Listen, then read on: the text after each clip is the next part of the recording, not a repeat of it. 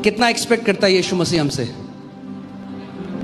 चेलों से बोल रहा है, क्या तुम 1 घंटे मेरे साथ नहीं? यानी ये एक्सपेक्टेशन है उसकी, तभी तो बोल रहा है। उसने 10 मिनट नहीं बोला, 15 मिनट नहीं बोला, 1 घंटे भी नहीं रुक सके तुम। यानी वो एक्सपेक्ट कर रहा है। कई लोग कहते हैं, प्रभु तू मेरा है, मैं तेरा हूं, मैं तेरे लिए जान दे दूंगा। यीशु कह रहा पहले 1 घंटा दे दे, जान बाद में देना। जान मैंने दे ली, दे ले, तू 1 घंटा दे दे मुझे, जान मत दे। हाँ, मेरा जो है सब कुछ तेरा है प्रभु। तो कह रहे बाकी सब रख ले, 1 घंटा दे पहले मुझे। उस 1 घंटे के द्वारा मैं तेरा पूरा जीवन बदलूंगा। आमीन। सो अगले साल जब हम जा रहे हैं 2025 में, एक कमिटमेंट करो कि प्रभु मैं एवरी डे विदाउट फेल, परमेश्वर मैं 1 घंटा आपको दूंगा। और प्रभु बढ़ाता जाएगा उसको।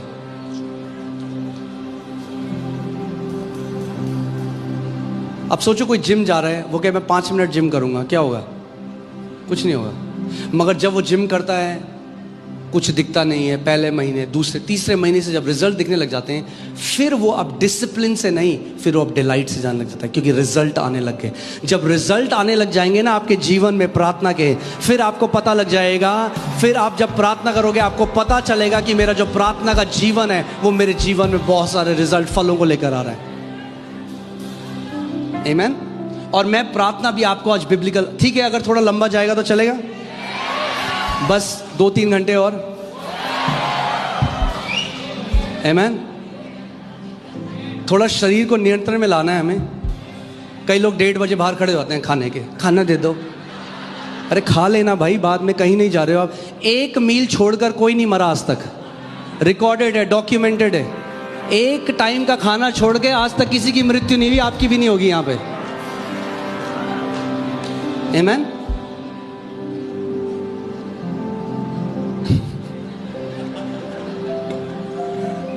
यीशु ने कहा उस खाने के लिए मेहनत मत करो जो नाशवान है, उस खाने के लिए मेहनत करो जो अनंत का खाना है, जो आत्मिक भोजन है। वो आपके जीवन में कहां ले जाएगा आपको?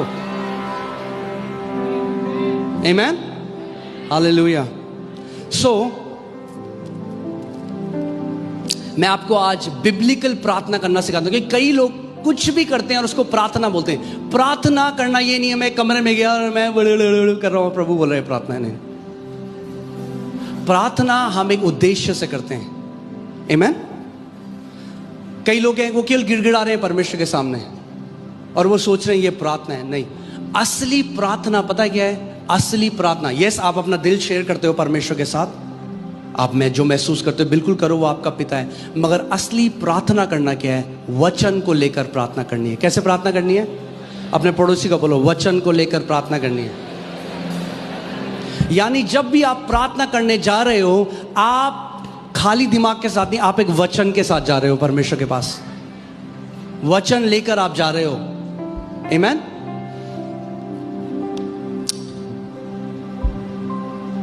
यहोशू 1:8, व्यवस्था की यह पुस्तक तेरे चित्त से कभी ना उतरने पाए, इसी में दिन रात ध्यान दिए रहना, इसीलिए कि जो कुछ उसमें लिखा है उसके अनुसार करने की तू चौकसी करे, क्योंकि ऐसा करने से तेरे सब काम सफल होंगे और तू प्रभावशाली होगा।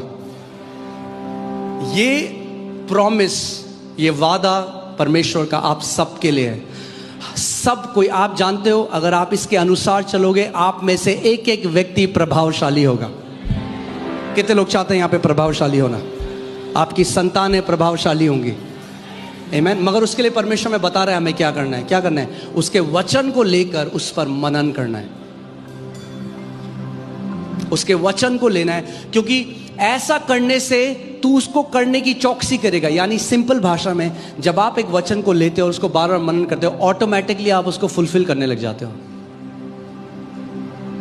आप प्रार्थना के अगर स्क्रिप्चर्स लोगे और आप बार बार उस पर मनन करोगे, आपको पता भी नहीं चलेगा, आपको खुद मन करने लग जाएगा प्रार्थना करने। आपका शरीर वो करने लगे। जिस चीज के बारे में आप लगातार मनन करते हो, आपका शरीर वो करने लग जाता है। Because everything that you do is conceived in your thought first. कोई नहीं करता, मैं यूं जाने लग गया। क्यों जा रहे हो? मुझे नहीं पता, मैं जा रहा हूं। नहीं, आप सोचते हो पहले तब जाते हो। ओके आप सोचते हो पहले तब आप जाते हो। सो मनन करना है हमें, बार बार। अब मेरे पास, मैं जल्दी से कुछ चीज की नींव डालना चाहता हूं। आपने देखा है जो जादू टोना करने वाले हैं वो एक बार बार एक मंत्र को बोलते हैं। क्यों बोलते हैं? वो कोई they are not stupid people, वो आत्मिक जहां को जानते हैं। ये बिब्लिकल, ये वो काउंटरफीट है। हाँ, आपने कभी नकली 40 रुपए का नोट देखा है? नहीं हो सकता, क्योंकि नकली वही नोट करेंगे जो असली है। काउंटरफीट, जब आप काउंटरफीट देखते हो तो आपको पता चलता है असली असली है।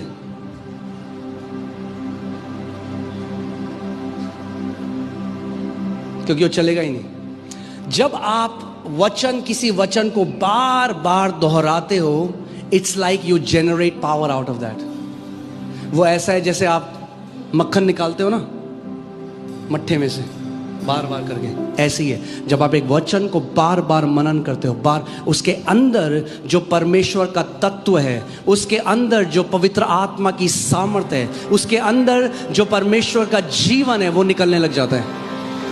बार बार मनन करके उस वचन को बार बार उसको दोहराना, उसको बोलना, उसके बारे में सोचना।